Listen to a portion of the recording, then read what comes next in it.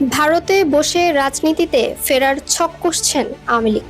জুলাই গণঅভ্যুত্থানের মধ্যে দিয়ে বাংলাদেশে আওয়ামী দুঃশাসনের ইতি ঘটে। আওয়ামী লীগ নিজেদের কর্মকাণ্ডে এখনো অনুতপ্ত নন। এমনকি জুলাই গণঅভ্যুত্থানকে তারা জনগণের বিদ্রোহ হিসেবে মেনে নিতেও রাজি নন। এসব অভিযোগ অস্বীকার করে তারা একটি ক্ষুদ্র গোষ্ঠীর রাজনৈতিক ষড়যন্ত্র বলেও দাবি করেন। গণঅভ্যুত্থানে নির্বাসিত হয়ে সাবেক প্রধানমন্ত্রী শেখ হাসিনা এখন ভারতের রাজধানী দিল্লির এক সুরক্ষিত ও গোপন আস্তানায় অবস্থান করছেন। তিনি দিনের বড় একটি সময় বাংলাদেশে থাকা তার কর্মী সমর্থকদের সঙ্গে দলীয় সভা ও ফোনালাপে ব্যস্ত থাকছেন। এ সময় তিনি ভবিষ্যতের সংগ্রামের জন্য দলকে প্রস্তুত করারও প্রয়াস চালাচ্ছেন। জানা গেছে, বাংলাদেশ থেকে পালিয়ে যাওয়া আওয়ামী লীগ নেতাকর্মীদের বিরাট একটি অংশ বর্তমানে কলকাতায় অবস্থান করছে।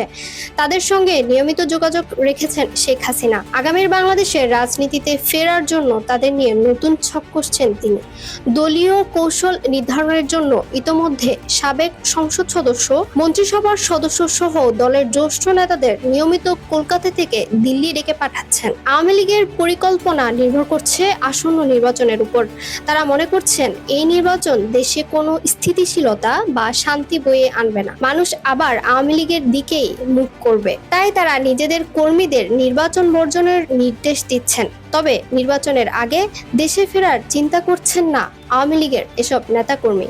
অনেকে এখনো রয়েছেন আত্মগোপনে। আওয়ামী লীগের কোনো নেতা মনে করছেন দেশে ফিরলে তাদের জেলে যেতে হবে, ঠিক, কিন্তু তাদের বেশি দিন জেল খাটতে হবে না। কলকাতায় অবস্থানরত আওয়ামী লীগের সাবেক সংসদ সদস্য তানভীর শাকিল জোর দিয়ে বলেন, ভারতে তার এই নির্বাসন দীর্ঘস্থায়ী হবে না। যদিও তিনি মেনে নিয়েছেন শেষমেশ দেশে ফিরলে তার জন্য কারাগারই অপেক্ষা করছে। নিষিদ্ধ ছাত্র সংগঠন ছাত্রলীগের সভাপতি সাদ্দাম হোসেন বলেন, আমাদের নেত্রী শেখ হাসিনা বাংলাদেশে আওয়ামী লীগের লোকজনের সঙ্গে নিয়মিত যোগাযোগ রাখছেন। ভবিষ্যতের সংগ্রামের জন্য তিনি দলকে প্রস্তুত করার চেষ্টা করছেন। আমরা বিশ্বাস করি তিনি বীরের বেশে দেশে ফিরবেন। খবর দ্য গার্ডিয়ানের সাক্ষাৎকারে এসব কথা বলেন।